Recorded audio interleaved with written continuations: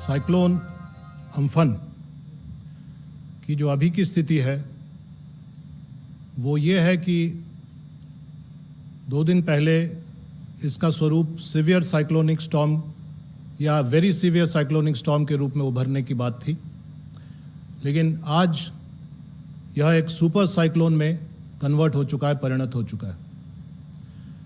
ये बहुत ही significant development है। ये सिग्निफिकेंट इसलिए है क्योंकि 1999 अक्टूबर उड़ीसा में सुपर साइक्लोन आया था। उस वक्त के बाद से आज के डेट में, इतने सालों बाद, ये दूसरा super cyclone Bay of Bengal में, बंगोपसागर में आ रहा है। और ये इसलिए सिग्निफिकेंट है क्योंकि इसकी विंड स्पीड उस सुपर साइक्लोन से मैच कर रही है। और फिलहाल जो सुपर साइक्लोन का डेफिनेशन होता है उसके बारे में तफसील से महापात्रा साहब बताएंगे, जो आईएमडी के डायरेक्टर हैं, डीजी हैं। लेकिन मैं इतना बता दूं कि super cyclone 250 kilometres per hour की स्पीड से विंड स्पीड होता है। और अभी जो सूचना है ये 20 तारीख की सुबह या दिन में किसी वक्त या दोपहर तक लैंडफॉल करेगा।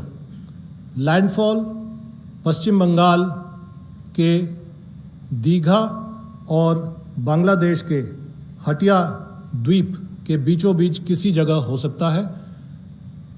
अगर उसका एक आकलन लिया जाए तो ऐसा प्रतीत होता है कि सागर द्वीप या काक द्वीप, ये दोनों द्वीप हैं डेल्टा में, और वहाँ पर कहीं लैंडिंग हो सकती है। दोनों ही रिहायशी इलाके हैं, काफ़ी ज़्यादा पॉपुलेशन है। इसके अलावा उड़ीसा का जहाँ तक सवाल है, उड़ीसा के उत्तर पूर्व के जो तटवर्ती ज़िले हैं, मसलन भद्रक, बालासोर, जाजपुर और मयूरभंज, ज़्यादातर इसमें भद्रक और बालेश्वर अफेक्टेड होने की संभावना है। और ये तटीयवर्ती ज़िले हैं जिससे लगभग सटता हुआ ये साइक्लोन मूव करेगा। ऐसी परिस्थिति में चूंकि एक सुपर साइक्लोन है और जब लैंडफॉल होगा तब भी यह एक्सट्रीमली सुपर साइक्लोन की कैटेगरी में होगा। इसका मतलब है कि जब लैंडफॉल होगा तब भी विंड स्पीड 195 से 200 किलोमीटर प्रति घंटे होगी और रिहायशी इलाके में होगी। इसलिए जो आईएमडी ने प्रेडिक्शन दिया है, जितने भी कच्चे मकान हैं, खपरेल के मकान हैं, छत हैं, पेड़ हैं, नारियल के पेड़ हैं, इस पर काफ़ी सीरियस डैमेज हो सकता है। साथ ही साथ इलेक्ट्रिक पोल्स और टेलीकॉम पोल्स का भी सीरियस डैमेज हो सकता है। लाजमी है और ये समझ में आता है कि इस डैमेज के प्रोसेस में लोगों पर भी जान माल का खतरा है, खासकर गरीब लोगों पर जान माल का बहुत बड़ा खतरा है। इसलिए तैयारियां भी उसी के अनुरूप होने की ज़रूरत है। भारत सरकार ने इस डेवलपमेंट को, जिसको एक सडन ट्रांसफॉर्मेशन या रैपिड ट्रांसफॉर्मेशन कहेंगे, कि ये ट्रांसफॉर्म हुआ एक सीवियर साइक्लोन से सुपर साइक्लोन की कैटेगरी में, रैपिड ट्रांसफॉर्मेशन, इस रैपिड ट्रांसफॉर्मेशन के मद्देनज़र इसको बहुत गंभीरता से लिया। और आज एक ऐसा दिवस है, आपदा प्रबंधन में एक तारीख मानी जाएगी कि जो 3 जो बड़े इसमें प्लेटफॉर्म्स हैं, सबसे कारगर प्लेटफॉर्म होता है नेशनल क्राइसिस मैनेजमेंट कमेटी, जो एग्जीक्यूटिव प्लेटफॉर्म होता है, उसकी मीटिंग भी हुई कैबिनेट सेक्रेटरी महोदय के अध्यक्षता में। उसके पूर्व माननीय गृह मंत्री महोदय ने, भारत सरकार ने समीक्षा बैठक ली और अंततः माननीय प्रधानमंत्री ने स्वयं, उनकी यह भी हैसियत है कि वह NDMA, national disaster management authority के चेयरपर्सन भी होते हैं, तो उन्होंने बैठक ली। तो आप इसी से समझ सकते हैं कि 3 बैठक सिलसिलेवार लिए गए तो कितनी गंभीरता से भारत सरकार इस ट्रांसफॉर्मेशन को ले रहा है। और क्योंकि यह इतने सालों बाद, कई दशकों बाद पुनः सुपर साइक्लोन आ रहा है, इसको हम लोग कमतर नहीं आंकना चाहते हैं और पूरी तैयारी, मुकम्मल तैयारी करना चाहते हैं। और वही बात राज्य सरकारों को कहा गया है। और यहाँ से ये भी उम्मीद की जा रही है कि राज्य सरकार उसी के अनुरूप सारी तैयारियां कर रहे हैं। इवैक्यूएशन की तैयारी, जान माल की सुरक्षा की तैयारी, एनडीआरएफ, एसडीआरएफ और लोकल पुलिस और अन्य एजेंसियों की तैयारी, ये सारी तैयारियां उसी अनुरूप हो रही हैं, ऐसा हम लोग मानते हैं। मैं आपको प्रेजेंटेशन में केवल एक मैप दिखाना चाहूँगा, अगर आप मैप पर आ जाएं। ये जो मैप है ये आपको साइक्लोन का पाथ दिखा रहा है। आप देख रहे हैं कि लैंडफॉल जो है द्वीप के इलाके में हो रहा है, डेल्टा के इलाके में हो रहा है। वही सागर आइलैंड और हटिया आइलैंड के आसपास का इलाका है, जो कि पश्चिम बंगाल में रिहायशी इलाका है। और इसी पाथवे के अनुरूप हमारी टीमें भी सजाई गई हैं, तैनात की गई हैं। अभी जब मैं आ रहा था तो 2 और टीमें लगाई गई हैं। तो इस तरह से अगर ये टीम के आकलन किया जाए एनडीआरएफ की टीमों का, तो पश्चिम बंगाल में कुल 19 टीमें तैनात की जा रही हैं और 4 टीमें स्टैंड बाय में रखी जा रही हैं, 19 और 4 पश्चिम बंगाल में। इसी तरह उड़ीसा में 13 टीमें तैनात की जा रही हैं और 17 को स्टैंड बाय में रखा जा रहा है। और एनडीआरएफ की टीमें अपनी अपनी जगह पकड़ चुकी हैं और कुछ टीमें जो ट्रांजिट में हैं वो आज देर रात तक या कल सुबह अपना जगह पकड़ लेंगी। जो टीमें अपनी जगह पर पहुंच चुकी हैं वो अवेयरनेस ड्राइव और सेंसिटाइजेशन का काम तथा इवैक्यूएशन में मदद कर रही हैं।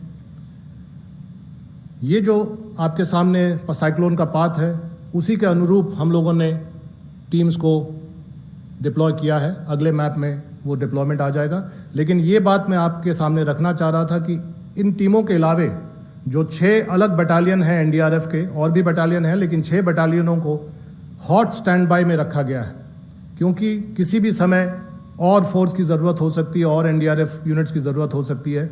इसलिए 11 बटालियन बनारस, नवा battalion Patna, 1st battalion Guwahati, 10th battalion Vijayawada, 4th battalion Chennai और कोनम, 5th बटालियन पुणे, इन 6 बटालियन में 4-4 टीमों को हॉट स्टैंड बाय में रखा गया है। और एयरफोर्स से समन्वय है कि C-130 एयरक्राफ्ट के इस्तेमाल करते हुए शॉर्ट नोटिस पर इनको अपने गंतव्य स्थल उड़ीसा या बंगाल लाया जाए अगर ज़रूरत पड़े तो। इसके आगे वाले मैप में आप देख सकते हैं जो तैनाती हुई है, हरे रंग में उड़ीसा की तैनाती है एनडीआरएफ की और ऑरेंज में बंगाल की तैनाती है।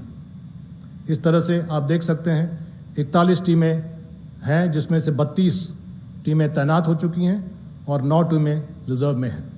ये टीमों की संख्या घटती बढ़ती रहती है, लेकिन ये मानकर चलें कि जो पूरी तैनाती जितनी होनी चाहिए उतनी कर दी गई है।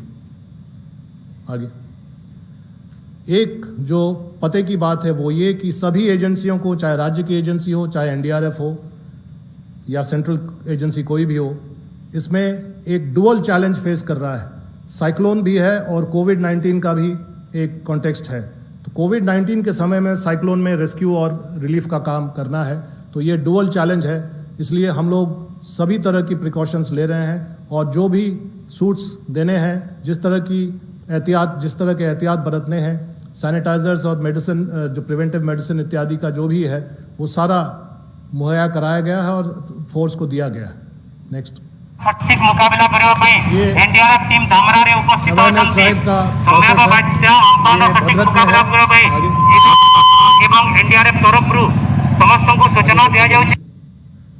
ये भद्रक में अनुरोध करा जाଉଛି कि संभाव्य बात्या उड़ीसा में। आगे ये केंद्रापड़ा में जागरूकता अभियान,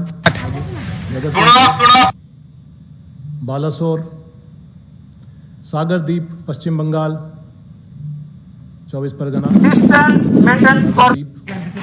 हसनाबाद 24 परगना, काठद्वीप 24 परगना।